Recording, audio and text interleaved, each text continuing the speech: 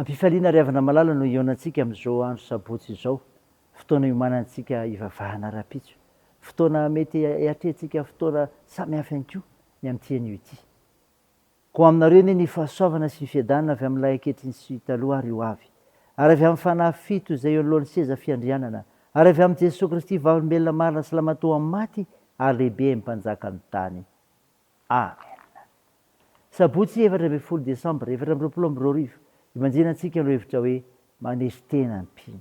Andeha riavana idera sakalazan'Andriamanitra isika. Ho mandrakizay ny voninahary Jehova. Aoka Jehova hifaly amin'ny asany.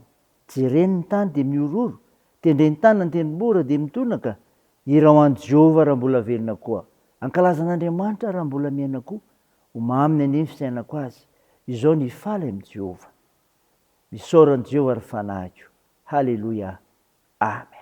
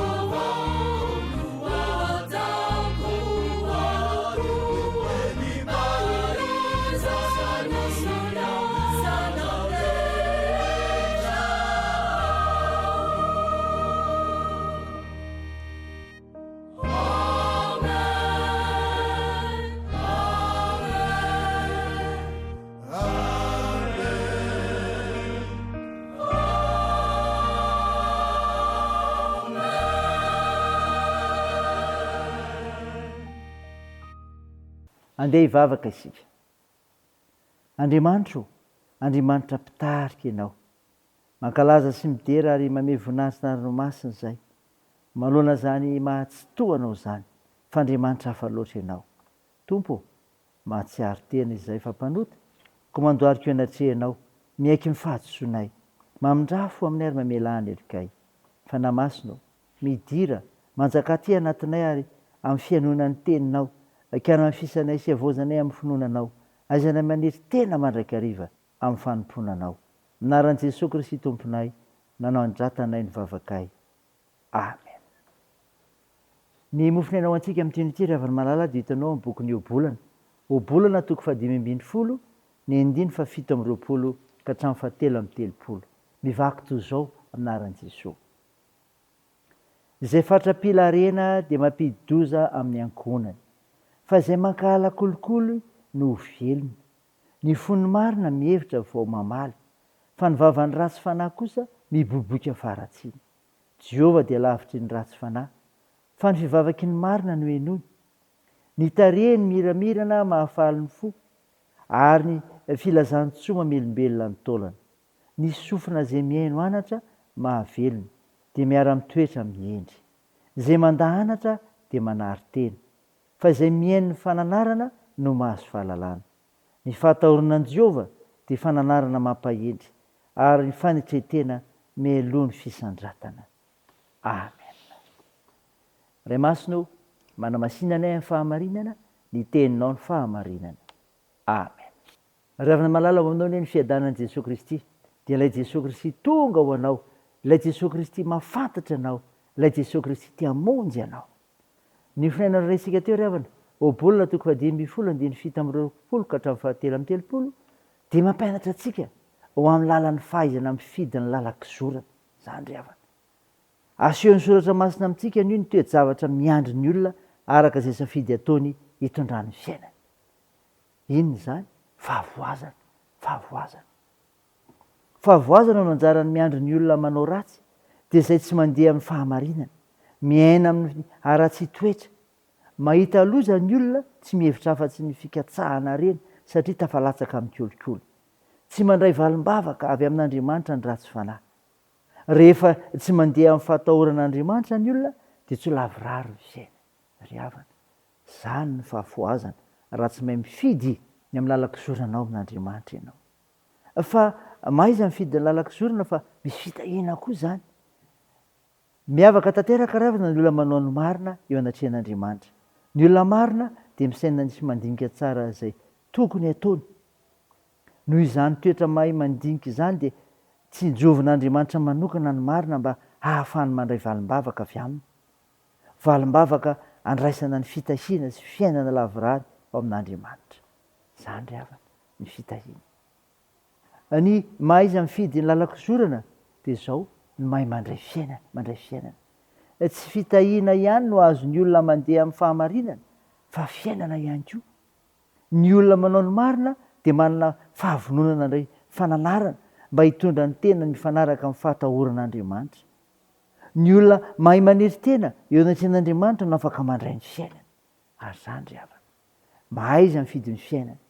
Mety anjohanao, fahavoazana, mety ho fitahiana, fa dia izao, mahaiza mandray fiainana. Raha izany ry havana, dia nino tenanao ho voninahitr'Andriamanitra. Hivavaka isika. Tompo, misaotra ny mofinaina nomenao izay milaza ny tokony aizanay mifidy ny lalak'izorana, ka toe-javatra ny jo dia mety ho fahavoazana na fitahiana, efa mandray fiainana ihany koa. Mivavaka aminao izay ho an'ny tompony anjara sy ny amin'ny vahoaka an'Andriamanitra anatrika fampiavahana rahampitso alahady, mba hitombony ny olombonjena.